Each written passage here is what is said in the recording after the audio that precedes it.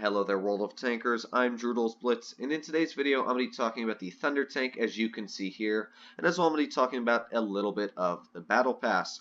Now, you can see in my main account, of course, I had to use all of my saved up gold to skip through all the stages, even though I realized, wait a second, I have a CC account, and I could have just asked for the tank there.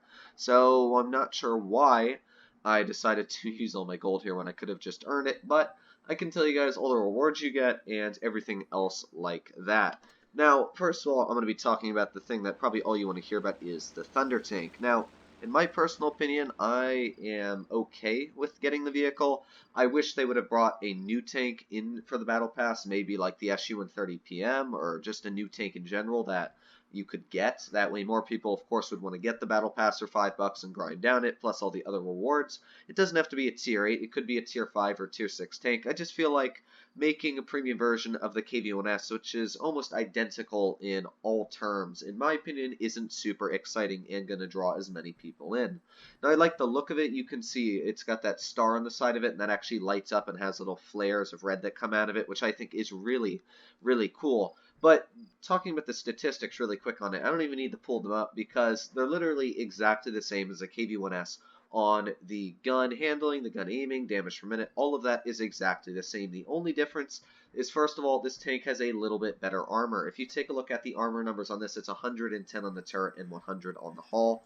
And looking at the KV-1S, the front of it is 100 on the turret and 75 on the hull. Now, while that 75 on the hull of the normal KV-1S seems quite a bit less than the Thunder, that's 25 millimeters less, you have to remember that 75 millimeters is so weak that every tank that's aiming at it is easily going to punch right through this armor in general, which means that if you're just adding 25 more millimeters, if I get up any Tier 5 tank I can think of, even a tank like, let's say, the Nightmare, which has one of the worst standard pens in the game, it still has a standard pen of 114, which means even that tank is easily going to be getting through your frontal armor in the Thunder with standard ammunition. So that is one of the issues I do find with the tank is, while it does seem like giving it that armor buff would help, it really isn't enough to make the tank impenetrable. And as well, on Armor Inspector, it still shows that the lower plate on this tank is able to be penned with high explosive from a tank like the KV-2 or the SU-152, which in my opinion is a big no-no.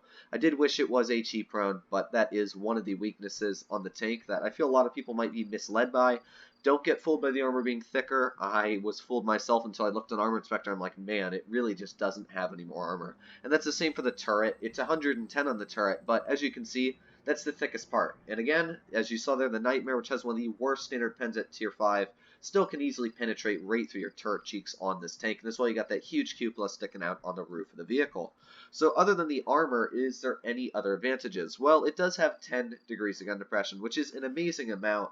I do actually like that so much on the tank, but the KV-1S has 8 degrees. And while that's not nearly as good as 10, the thing that the KV-1S really excels in is that it has an excellent power-to-weight ratio. I think it's about 3 better than the Thunder. As well, the turret traverse speed on the KV-1S is better. The effective traverse speed is better. So because of that, I feel a lot more capable in a tank like the KV-1S because it's able to accelerate, get out of positions where the Thunder seems a little bit more sluggish and you're not able to angle up quick enough and try and bounce that shell or get away from the enemy tank that's about to whip 640 hit points off you.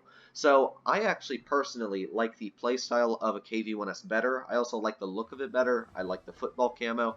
So in my opinion, I don't really think if you just want to get the Thunder that the Battle Pass is completely worth it. However, I will say that the Battle Pass in general, if you want to spend $5, is a great deal. Because, as I said, the Thunder isn't my cup of tea. I'm not a particular huge fan of it. But in general, I still feel that the Thunder is really good for only $5. You're getting a premium tank for $5. Now, the IS-5, of course, is the best premium tank you can get for like $5 or $6. But I still feel that for $5 you're getting a very good premium tank. And if you spent $5 normally and got a tank like this, that would be really good for wargaming to do. There's your Russian accuracy. But in general, I really think $5 just getting this tank alone would be a really good deal. But not only that, you can grind down the levels with your stamps that you get. Now, there is a drawback, I will say. You only have 20 days to complete this before I do get into the rewards. And there's a little bit of a snag, because with only 20 days to complete this, you guys do have to remember that this event ends in 29 days. Not even 29, 28 days now. which means that you better start working if you get that premium pass and not snooze on a couple of the days, because if you snooze on one or two of them, you might realize, oh no, I might not actually have enough time to complete this. And that's especially for you people that are doing the non-pay-to-win way. You literally have to start doing it now, and that's how much you have to work to be able to get the final stage. Is it's going to take you 27 days. That 27 days, it's already the first, which means that you literally can take one day off as a break, and every other day you're going to have to complete all of your missions to complete all the stages for the free-to-pay route. So that is one disadvantage. I don't know who I want to shoot here. This is not going well right now. But as I said, you're really going to have to work your tail off to be able to unlock all the stages for the free-to-play event. However, I actually think this is a great event in general, just talking about it. Wargaming is giving away free things. A lot of people were, not happy with the idea of a battle pass coming into Blitz. I personally really don't mind it, because still, you're getting free items. You're getting, what is it? I think 900,000 gold you can get in total out of the free event. You can get 300 gold, I think it is. 4 days of premium. Now, granted, you're not really going to be able to use that 4 days of premium because it's going to go right into your account. Maybe they're certificates, but I think it just goes right into your account, which means that if it's going to take you 28 days to grind it, you get 4 days of premium out of one of those days. But it's still really good items. You get 20,000 free experience, you get some nice camouflages, which is going to take away the credit cost of your tanks. In my opinion, I think that Wargaming doing this in general is a really nice gesture, because they didn't have to do anything. So I actually like the idea of the Battle Pass, and not to mention it keeps people playing the game, and that's what of course they want. They want you to enjoy the game, they want you to earn credits and experience and stuff while playing the game, so that is something that's really nice. Now, in my opinion, they should have stuck a tank like the Covenanter at the end of the free one. It's not a great tank. I honestly don't even know why they put it in the premium one. I think if they just slapped it on the, the non-pay-to-win option, I think that would have been a really good thing just to get people to want to at least get a tank or something like that. But I still feel that getting rewards in general is a really nice gesture from Wargaming.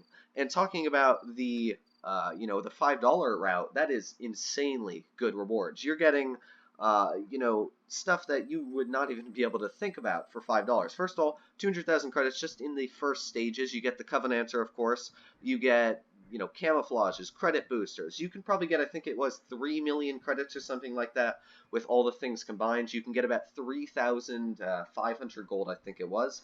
You get about, 10, 15 camouflages. You get 50,000 free experience. You get all these good items plus the other stages as well. So in my opinion, I think for $5 this is a bargain. If you have $5 and you're not saving it for some premium tank or anything like that, I would definitely suggest to get this. And as I said, the Thunder is a good tank. I personally just like the normal KVNS better, but this tank earns credits, and that's something the normal KVNS does not. So you're still going to be earning credits in this tank, and guess what? If you don't like it, you can always sell it for gold. I'm not sure how much gold it sells for, but it probably sells for at least 1,000, maybe 2,000, which, in my opinion, isn't that bad if you do just want the gold from this tank. Again, 2,000 gold in general is more than $5. I think you only get, what, 1,400 gold for $5? So just the fact that you're getting, I don't know what that comment said, but just the fact that you're getting all these items is really, really good. But you can see here what I meant by the tank is pretty sluggish. It's just not super quick on the acceleration.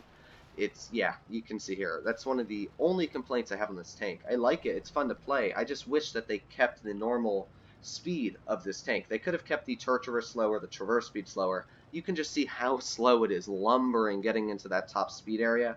The KVNS, I probably would have been all the way in position by now. And it actually is a huge game changer, just back on topic with this tank, because when I'm playing... Ooh, that VK was very, very quick.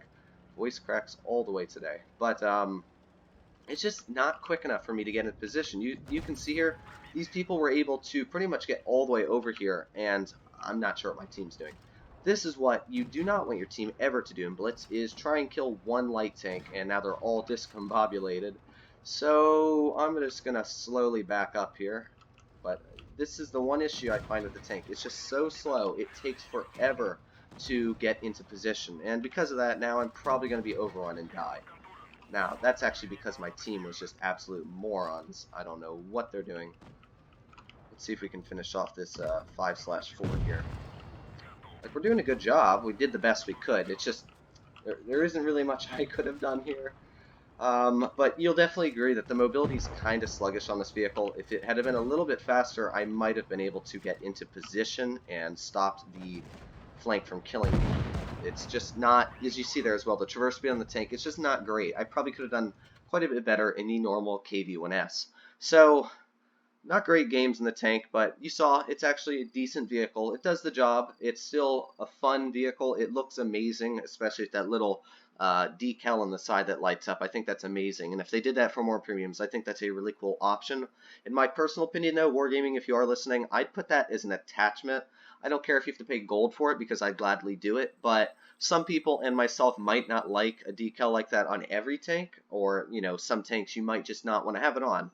So I definitely feel, well, I think you can actually turn them off in settings, but I definitely think that you should put that as an attachment.